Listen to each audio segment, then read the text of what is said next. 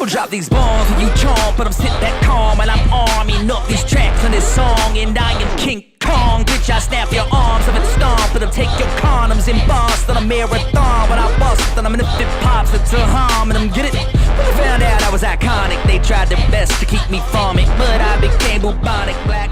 Like, what is it about LA that's alluring? Besides the whole, like, I don't know, like what's making you... Number one, the beach.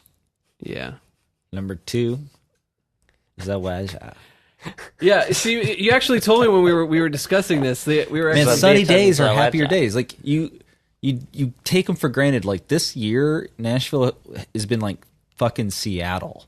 It's ridiculous. It's rained so many more times than it hasn't rained. At least so it seems, and it's definitely overcast all the fucking time. So it just gets, to the point where every day kind of feels like a Zoloft commercial. And I need some fucking happy pills, man. Try Zoloft now. Is it like the opportunity? Yeah, Like, I think there's a lot of plenty opportunity. I mean, that's a big part of it. I mean, for both of us, I think for Jim, especially as a rapper, it's going to have a bigger network of people to write with and collaborate with. And I think, too, you're right, like you coming from the South to LA, I think that's going to have a lot of and appeal. especially as a rapper, too. Well, it definitely makes you seem dumber. I don't know, maybe. No, I think it'll have a lot of appeal, like just Hey, buddy. standing out, like outside of the normal crowd of the day-to-day that everyone in that city sees. And especially since what you bring to the table is a lot more musical, in my eyes. Again, I'm not, a part of the hip hop culture, ham and I don't really follow it that often. But from what I've seen from you guys, like I was looking at on your YouTube channel, your personal YouTube channel, and you did that song "Learn." Oh yeah, And it was through Apple Loops, and you were looping the different parts every 4 measures, and you were playing a different part, and then play it, and then record it and play it live. yeah. I think And that's really impressive. Looper, that's what it's called. Huh? Looper. Now plug the app again because it's still a dope app. Yeah, I don't know. It's just such a good app, and I felt inspired. But that shit like that is really doing. cool, and like I think if you bring stuff like that to the table, especially to the rap game, it's like, in my eyes, I don't think you see that very often. Yeah, it just like kind of adds new criteria for being talented. Like, yeah, and you guys always bring something different to that genre to me. Like when I see you guys live and you have the drum set up in such a weird, cool way where they're like this, and you're playing it like a marching setup, but it's still drums, and you're playing hip hop to it. Like that's really cool. As a musician, I see that and I'm like, that's fucking cool. Yeah, well, I think that the musicality behind hip hop has faded big time, and I honestly think that the last real musician in hip hop was Kanye. Well, J. Cole does a lot of his own production, but he doesn't push himself forward that way. What about Chance the Rapper?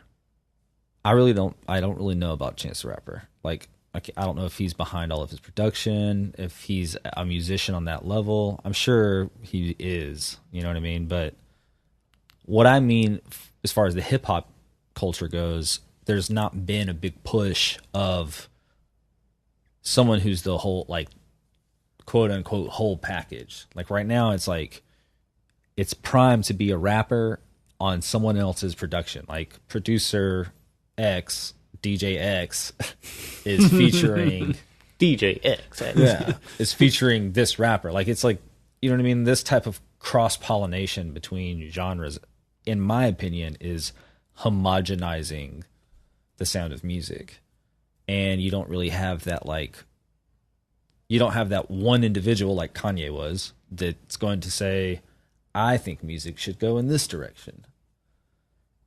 And I just hope that as music starts to progress in this genre, as it does over the next 2 or 3 years, that it doesn't take the route that rock and roll took when it diversified. When all of a sudden we went from this is rock and roll to this is rock and roll, hard rock and roll, metal, thrash, Limp Bizkit, punk, and it like broke into all these subgenres. Yeah. Well, that's exactly what hip hop's doing. And it's like, now, well, we call this is hip hop, but this is like trap, and this is this. that's the beginning to me of either someone steps up and fixes this little crack in the pavement, or it's going to be the end of the genre for a little bit. People, when you start to put out a bad product, and it isn't about the art moving forward, because I believe in the artists who originated this genre. I believe in artists like Future, where I look at this person and I go, this person created something when this wasn't happening yet. To me, that's what an artist that we need. 40 other rappers jumping up on that, on the coattails of that, just because this is what's hot right now, is what kills any industry. I hope that as the genre moves forward, that we have sooner than later a new Kanye. And I don't mean that Kanye's out of the game or out of the pictures. I just mean someone to compete with him. Bro, he's with the Kardashians. Okay, I think it's safe to say that we've lost Kanye. Either that he's just going to fall off the face of the planet, or he's going to become a woman. But I mean, you know, think about it. Like, when I was coming up, we had Timberland. Damn, Timberland. You know what I mean? We have Pharrell. Not that we don't still have Pharrell. He's like, you know, immortal. And Timberland's doing a lot, like with Empire and stuff. They're both still at it, but they're not like the celebrities that, you know what I mean? Like, they're not like, hey, you can tell this is what it's about to be a producer. Like, yeah, they were like, you know, I remember like some of Timberland's diss tracks being like, you know, I get $500,000 for my beats, you get a couple grand. Like, there was this competition between producers. Now there's this, excuse me, I'm burping. There's all this like collaboration. Not that collaboration isn't, it's good in small quantities, but the more you collaborate, the more you diversify yourself. And if everyone continues to only do that, then ultimately everything will homogenize. Huh. It's kind of like dropping a drop of food coloring in Jell-O. If you don't mess with it, then that food coloring will stay there and be beautiful. But if you start to stir it before long, everything's, you know, the color of the food coloring. That's a beautiful analogy. Yeah, it works perfect. I just came up with that. But like, and also what like you're doing with the visuals, because you're like, you've become this really amazing videographer in this very short time. Hey, thank you. Like, what did you start? You picked it up, what, 2 years ago? Yeah, actually, I think that shooting for you, you were the first person I shot for outside of what we were doing. Oh, yeah, by the way, without these two, the whole Attack on Titan video wouldn't even be a thing. Yeah. Such a fun video, too. It was a lot of fun. I enjoyed it. And now that you're leaving, and leaving to my own devices, it's going to take me at least 5 years to do the same thing, so be patient. No, you'll pick it up quick. You've already made quite the progress on your video cutting skills. I'm getting it a little bit. I just need to get a green screen and some of these professional looking lights. Thank you. You made this podcast look a lot more professional than it has ever been. Like, it's in the black right here. This is You're at the great. Explicit Material Podcast. I'm here with Shane. But if we had the headphones, we'd be a lot better off. But what I was saying is, like, you know, with the visual aspect, you guys, you know, with the ideas, with the music video ideas that I saw in there, like making it more like cinematic, and with those ideas that you bring to the table, like, it's, that stuff is cool and interesting. Like, not a lot of people just, it's not just nowadays, it's like, if you have the talent to do something, it's not about the talent anymore. You have to do something else. You have to be a jack of all trades and not necessarily be a master of one. Right. You know? Yeah, definitely. Especially for, you know, getting started. There's so many roles you have to play. Like, if you're just starting out, you can't be you don't have a manager, you don't have all these people to do these other roles. You have to be those roles until something pops out. And from that, you know, just learn this other skill that's just been really awesome. And I've, like, really fell in love with it. And it's just worked perfectly in the dynamic of, like, how visual he writes his music, and then this skill being added to the mix, and pushing it one step further at a time. Yeah, it's like being like, imagine you have to stand behind every word you write in your music, because every word you write comes conceptually with an idea. It's not just pointless rhymes. You know what I mean? being able to step outside of the box of just writing rhyme or, you know, this rhyme craft literally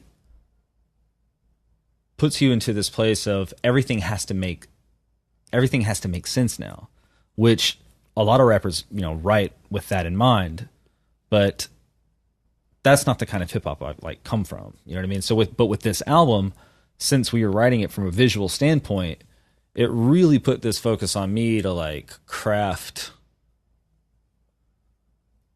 one concept amongst, you know, I think the EP is just 6 songs, 6 different, you know, ideas that all exist in this universe. Every album we do is kind of conceptual like that.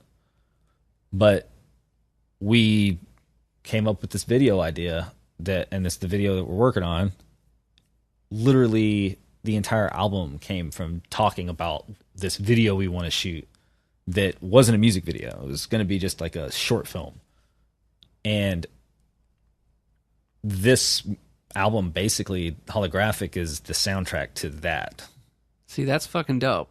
That's cool. See, that's like thinking outside the fucking box. But I didn't want to, like, when I was approaching it conceptually, I wanted certain things, the sound of each track to visually match the storyline, but I wanted the subject matter of each song to be about something